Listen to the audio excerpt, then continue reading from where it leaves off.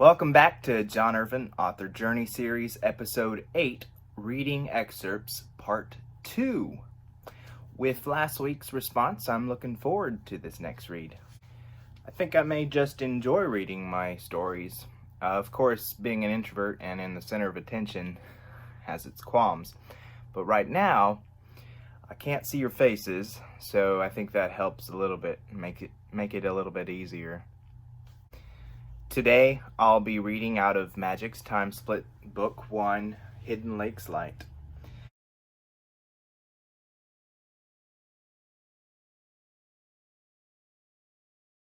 Next week, for Part 3, I'll be reading an excerpt from my Patreon exclusive series, Ikkilion Chronicles.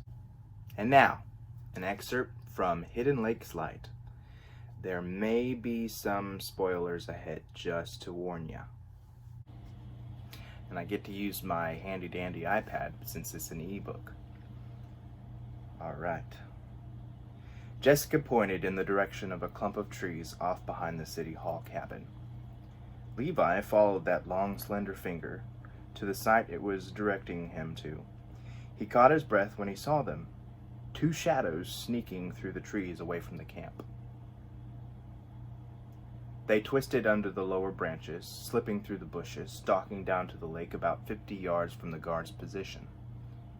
"Who do you suppose they are?" Jessica whispered. Levi shrugged, sliding off his perch and crouching behind the bottom of the resting log. Following his lead, Jessica peered over his shoulder. At that moment, two beams of light flooded the distant surface of the lake. "We know for one thing, they're not Indians. They're part of our group," Levi surmised. Eyes narrowed, he started forward. "Where are you going?" Jessica grabbed his shirt and tugged. "Going to see who they are," he looked back at her. "It's probably just one of the married couples wanting to have a game of midnight skinny dipping." Levi froze. This could be true, he mused. But why would they be taking the flashlights into the water? The expedition team brought waterproof flashlights naturally, but midnight scuba diving didn't add up. The two figures weren't taking their clothes off either. Instead, they were tromping into the water, fully clothed, holding their lights pointed straight ahead. "I think it's safe to say they're not skinny dipping," Levi whispered in Jessica's ear. He then started forward again, keeping low while he charged down the shoreline. Jessica gave a huff before taking off after her best friend. As much as she didn't want to meddle in other people's business, she had to admit she was curious why these two decided to explore the bottom of the lake while everyone else was asleep. "Hurry," Levi called back, his voice just above a whisper. He sloshed into the waves, keeping his gaze on the two beams of light now fading beneath the surface. "Maybe we can follow them." Jessica arrived at the spot, studying the shapes below. "You really want to swim down there this late at night? Why don't we just wait till we come back and ask them what the heck they're doing?" "Because," Levi bared his teeth, "that would take all the fun out of it." "Well, we at least need someone still up here standing watch."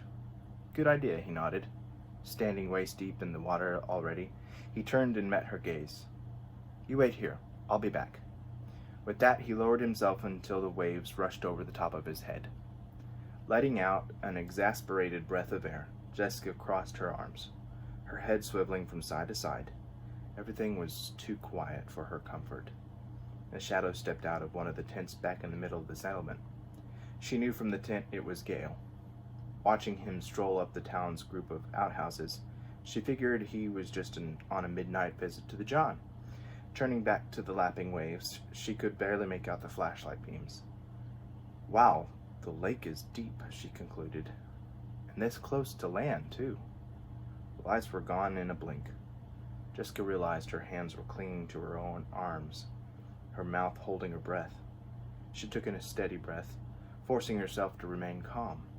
But her mind started searching the back spaces where all the worst-case scenarios love to wait for moments exactly like this. "Jess?"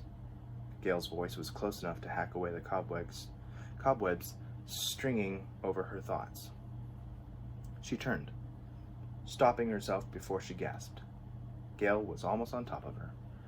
How had he finished his business, noticed her, then gotten so close without her even hearing him?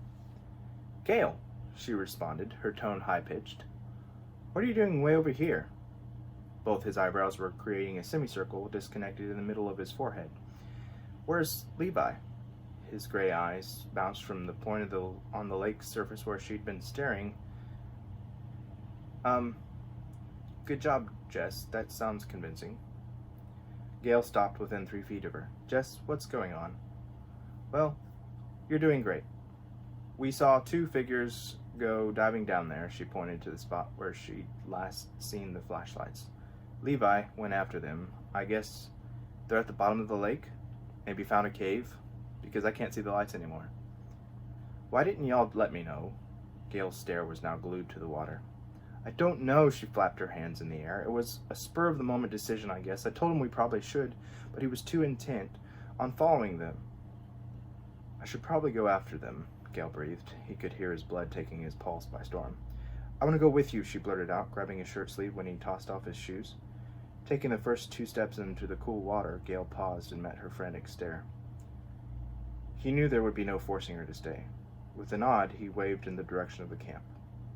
"Wake somebody up to stand guard while we're gone. I'll wait."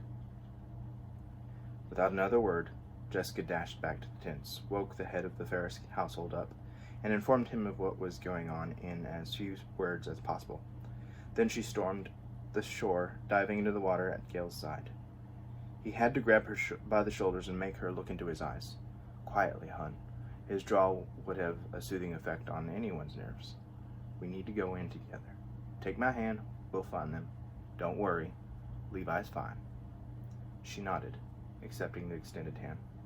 The 2 of them tread deeper into the water, their hair standing up on the back of their necks, sending goosebumps down their spine. Uncertain whether it was the water's temperature or their nerves, they pushed on. And that's all for today's book reading. Come back next week, and I'll have the next one, part 3, running.